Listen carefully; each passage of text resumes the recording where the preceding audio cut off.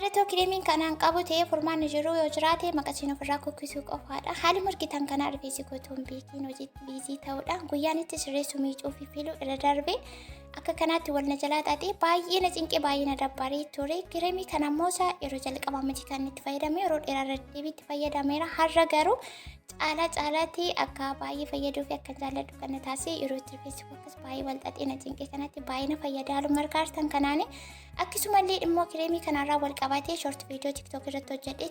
Viidiyoon kun sun namoota hedduu bira ga'ee vaayiraalii ba'ee ilaalame. Parsentiin 75 garuu gaaffiidha. Kireemii kana eessaa arganna biliis? Akkamitti bitachuu dandeenya? Maaliif fayyada? Akkasumallee akkaataa itti fayyadama isaa nutti himattanii warri gaaffii gaafatan guutuu viidiyoo isinii fidee dhufee jira. Bakki hirtanitti nagaan isiniif haa ta'u hordoftoota TV qabsaalii akkam jirtu nagaa keessanii jecha. Hordoftoonni amantaa musliimaa bagattiin siin ga'e Eid Mubaarak kan baranaa kan bara giree kan bara dheeraan isinii haa ga'u jecha. Haratanii warri dhuftanii anaa dhufuu subscribe gochuun miseensa chaanaala kanaa ta'a. Turtii keessan haga dhumaatti na waliin godhaa jecha gara viidiyoo kanarraa jiruun deebi'u. Akkuma isiniin jedhee egaa guyyaatti sirreessuu fi miicuu irra yoo darbee rifeensi koo baay'ee dallanaa obsa hin qabu jechuudha. Akka asirratti ilaaltan miti baay'ee rakkootu na mudate.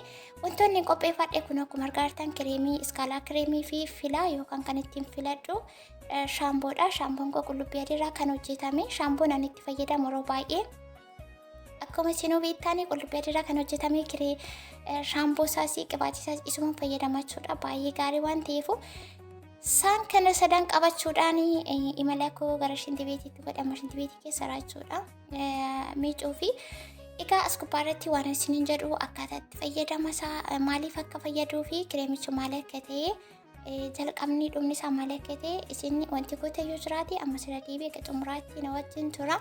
Keessattuu warra rifeensi keessa wal xaxaa gardaadhaa kan hin filamne kan nama dallansiisu akkasumallee kan nama cinqu wayii qabdanii kireemii kana argattan jennaan isin baay'ee carraa qabeeyyeedha. Egaa akkuma argitan kun haala kanaan dhugaa dubbachuuf baay'ee tokko sagaleen isaa baay'ee nama dabbara. Kishedha akka maal isiniin jedha gondaa caakkaa.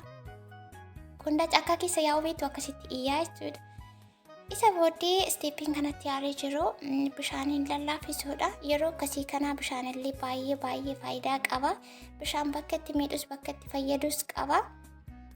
Kunoo akkuma argaa jirtanii miicuutti jira jechuudha. Isinitti mul'ata isiniif ifa hidheetii yaada akkasumallee gaaffii keessanii aga tokko isaa isinii deebisuu deema. Akka isinii galee fi akka isiniif ifu akka bitattanii gara gaaffii keessanii fi gara warra barbaadanitti yeroo isinii deebi'u. Maqaan kireemii kanaa iskaalaa kireemii jedhama. Iskaalaa kireem jettanii googilii irra seentanii amaazonii irra seentanii nuun irra seentanii orderii godhachuu dandeessu. Yoo suuqirraa gabaarraa dhabdan ta'e biyya barbaadan teessanii orderii godhachuu dandeessu. Kireemii baay'ee bareedaa piroodaksii hedduu kan of keessaa qabu kan rifeensa fayyadu baay'ee namoonni hedduun kan itti fayyadamanii kireemii baay'ee jaallatamaadha. Rifeensa akkasuma jajjabaatee filamuu didee nama rakkisu kan buqqa'u kan ciccituu fi akkasumallee rifeensi saffisaan akka dheeratuuf kan gargaaru maaliif pirootinii hedduu kan rifeensa fayyadamanii baay'ee isa waan of keessaa qabuu fi akkasumallee gaafa bitattanii qodaansa baay'ee guddaa waan ta'eef gatiisa sodaachuu dandeessu. Kana gatiisa isinittiin immoo sababni isaa biyya isin jirtantu murteessa. Ani Dubaay yookaan UAE jira. Na biraallee gatiinsaa aga tokko ol ka'aadha. Haa ta'u garuu yeroo dheeraatiif yoo xiqqaate waggaa tokko olitti fayyadamuu dandeessu. Kun akkuma argitanii rifeensi duraanii xaafii tuullaa badii fakkaatu amma kana latti dhiqatti jedhee jira. Amma kana filaa yeroo duraa sana itti jijjiiree dadhabee amma kana sadan sa'aatii yeroo fedhu keessa ba'aa jira jechuudha. Jalqabaa qidmaatti argitanii haala kanaan rifeensa keessan adagaa yookaan balaa garaagaraa ta'e fooyyeffachuu yookaan immoo oolfachuu dandeessu. Ammas gara iskaalaa kireemiitti yeroo isin deebi'u akkuma isin jedhe gatii isaa kan isinitti namoo biyya isin jirtantu murteessaadha. Isa booda bitattanii itti fayyadamuu dandeessu. Akkaataa itti fayyadamuu isaa barbaadan rifeensa keessa erga miiccanii booda akka liiving kondiishinariitti fayyadamuu dandeessu. Akkasumallee erguma miiccanii immoo itti dibuudhaan dhumarratti akkuma kuwa nama gochuuf deemu kana dhumarratti rifeensa keessa erga shaamboo miiccanii qulqulleessitanii booddee itti dibuudhaan akka kondiishinareetti itti fayyadamuu dandeessu. Liiving kondiishinarii fi kondiishinariin garaagarummaa qaba. Liiving kondiishiner jechuun erga rifeensa keessa miiccanii booda kondiishinarii sanatti yookaan iskaalaa kireemii kanatti fayyadamuudhaan ofirratti dhiistu jechuudha. Ofirraa miiccanii daftaniis morma sanatti ofirraa miicuu dandeessu. Karaa lamaatiin itti fayyadamuu dandeessu jechuu barbaadeni. Kun akkuma argitan egaa amma kana shaambootiin miicaa jira. Argitanii baay'ee lallaafeera, bishaanuu baay'ee na fayyade jechuudha. Kireemii sana biratti honga'een bishaaniyyuu baay'ee na fayyadee jira. Kanaafuu viidiyoo kanarraa akkasiin barattanii baay'ee itti nama naanii akkasuma akka koo rifeensi koo luuccaa miti yookaan immoo gardaddeedhee akkasuma sana marakkisus miti waanuma jidduu galeessa wayiiti garuu sokokii kona eega guyyaan sara darbeenna xiqqoo tokko uumameenna baay'ee tokko na dabbaara. Kun akkuma argitan jalqaba bishaaniin miiceen isa booda shaamboodhaan miicee shaamboo qullubbii adii baay'ee kan na fayyade. Isa booda dhumarratti gara iskaalaa kireemii kanaatti dhufee jechuudha. Iskaalaa kireemichi qodaansa baay'ee guddaa waan ta'eef yeroo itti fayyadamtan harkaan asii gadi seenuu qabdanii qilleensa akka hin galle akkasumallee yeroo dheeraa akkasii turuu fi maankaadhaan qadaaddisaa irratti irraa qannafattu jechuudha. Qadaaddiinsa baay'ee guddaa waan ta'eef akkuma argitan ani maankaatiin qadaaddisaa irratti irraa qannafadhe. Isa booda rifeensa koo jalqabaa qidhumaatti itti dibee dhumarratti argitanii ittiin farrafachuu dandeessu, ittiin turuu dandeessu, ittiin buluu dandeessu, bakka barbaadan ittiin deemtanii fataattiin jechuu dandeessu. Akka kondiishinariittis akka liiving kondiishinariittis itti fayyadamuu dandeessu yeroo jedhu akkuma koo yeroo itti dibdaniis rifeensa keessa erga shaamboon qulqulleessitanii booda dhumarratti fayyadamuu dandeessu. Isa booda ofirraa miicuu yookiin immoo erga miiccanii qulqulleessitanii dhumarratti itti dibuudhaan ofirratti dhiisuu dandeessu. Wanti inni rifeensa miidhuu hin jiru faayidaa malee baay'ee kan namatti tolu. Namoonni hedduun isaanii kan itti fayyadamaa jiran keessattuu warri adiin baay'inaan itti fayyadamu. Kun immoo kan barbaachisu warra adiif otoo hin taane nuufidha. Maaliif nuti warri habashoota uumamummaan rifeensa baay'ee jajjabaa ta'e waan qabnuuf yeroo akkasii kana immoo wantoota akkas lallaafisan yookaan immoo isaa moisturaayizii godhantu nu barbaachisa. Haaluma argaa jirtan kanaan amma sadarkaa kanarra gahee jira jechuudha. Amma baay'ee fuulli koo fi gammachuun natti dhaga'amaa jira.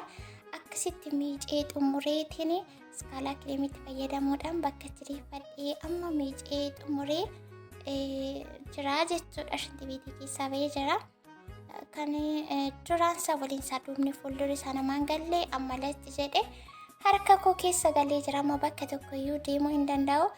Osoo kabajamoo hordoftoota keebii koofshaalii kireemii kanarraa haala kanaan itti fayyadamuu dandeessu. Baay'ee kan nama fayyadu wantoota akkasii itti fayyadamuudhaan rifeensa keessan sirreeffachuu akka hin buqqaane akka isin jalaan miidhamnee fi tiriitimentii yerootti qopheessuudhaan keessattuu mana keessatti wantoota eermaaksii keemikaala garaagaraarraa firiitaanii itti fayyadamuudhaan rifeensa keessa yeroo gabaabaa keessatti bakka itti deeffachuu dandeessu. Viidiyoon koo gara xumuraatti jira. Amma bakka kanaa istiishwaariidhaan ho'isuun barbaada.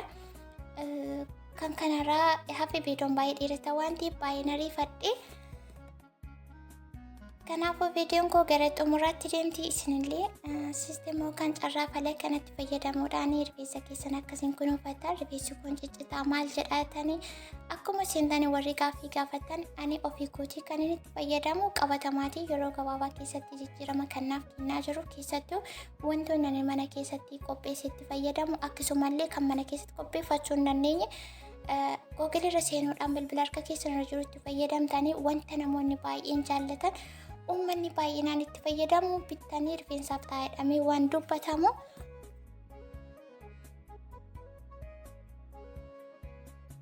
Wanta namoonni baay'inaan itti fayyadaman akkasumallee suuqii barbaadan irraa argachuu dandeessanii bakka barbaadan noormaalii qo'amii ta'ee kan jiru suuqirra bitattanii itti fayyadamuu dandeessu.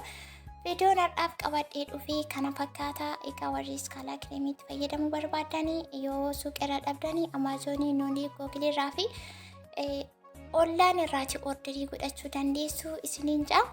Hagammatti waan wajjin turtanii fi hedduu galatooma. Viidiyoo laayikii sheer gochuun irraanfatina. Gaaffii dabalataa yoo qabaattan viidiyoo biraatiin akan deebi'ee dhufuutti hiriyoota keessa maatii waatii firoota keessaniidhaaf sheer gochuutiin gaaffii barbaadan koomentii irra naaf kaa'uutiin na eega. Dhumni isaa kana fakkaata. Istiishwaariitiin fileetiin jira garuu akka dhumaatti waraabne viidiyoo fokkutee jira. Baay'ee ariifadha. Guyyaa ayyaanaa guyyaa iidaati waan ta'eef ammoo sirra deebii hordoftoonni amantaa musliimaa ayyaana gaarii isiniif haa ta'u isiniin jaa. Kan baranaa, kan bara girii, kan bara dheeraa isiniif haa ta'u jechuun barbaada. Bakki jirtanitti nagaa fayyaa ta'a. Baay'ee